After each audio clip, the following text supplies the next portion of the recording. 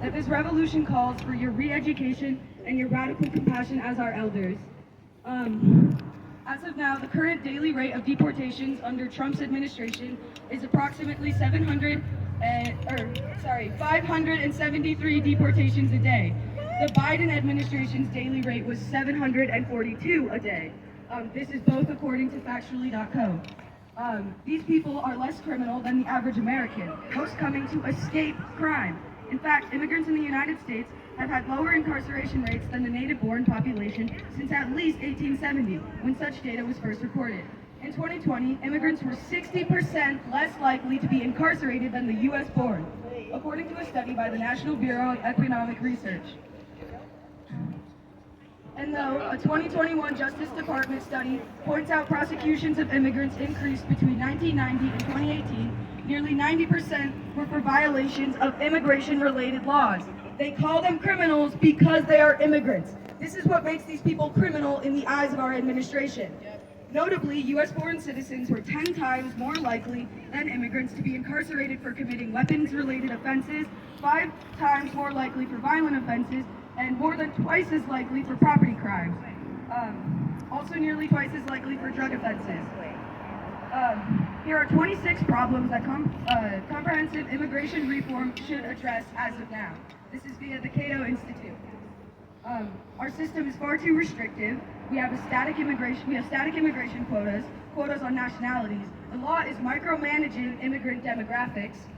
Immigrants wait in line for decades. Immigrant workers are counted against multiple quotas.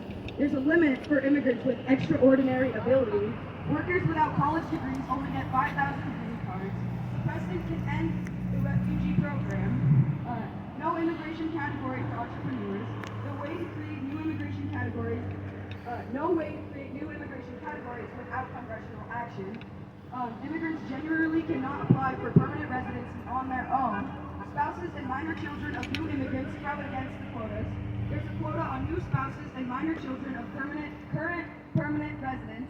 Children of temporary workers grow up here and then wait in line with their parents for permanent residency and then get kicked out of line on their 21st birthday. Immigrants can live here for decades without receiving permanent residency. Illegal immigrants cannot leave and in order to reapply to return legally. Spouses and children of temporary workers are banned from working. The law requires immigrants to pretend that they don't want to immigrate, forcing employers to advertise positions that are already filled. Temporary workers cannot easily change jobs. No temporary visas at all for year-round workers without college degrees.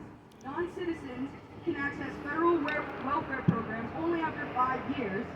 The president can ban any immigrants that he doesn't like. There's no opportunity to appeal visa denials. The burden of proof is on immigrants and their sponsors, not on the government. And America has closed borders with few holes. The bipartisan corruption of our government isn't a threat to not only our democracy or tradition, it's a threat to our safety, to our unalienable rights of life, liberty, and happiness. This corruption highlights the global battle against colonial and imperial powers that humanity will keep repeating until we learn. We are all people of color. This is America. Inside each of us is infinite diversity. The humanity of people of color is not up for debate, and we refuse to ever succumb to any authority that says otherwise. Every bit of privilege we each hold should be used to uplift our oppressed siblings. We, the people, must save each other. When you leave this protest, I urge you to change something about your life.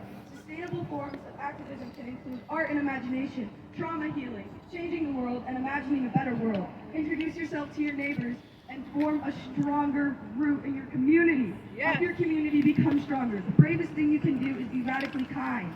Please remember that humanity is a collective, and we are all each other's burden, and we owe that to one another in order to create blessings.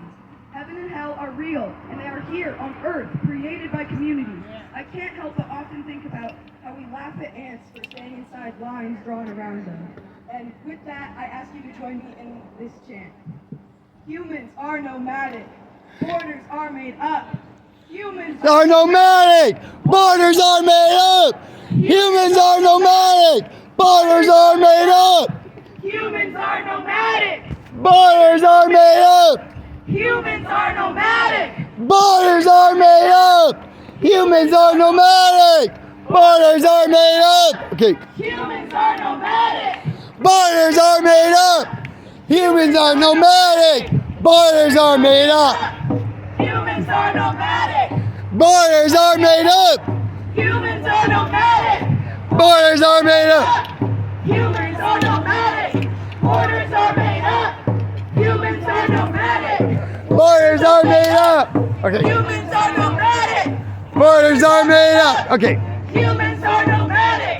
Borders are made up. Humans are nomadic.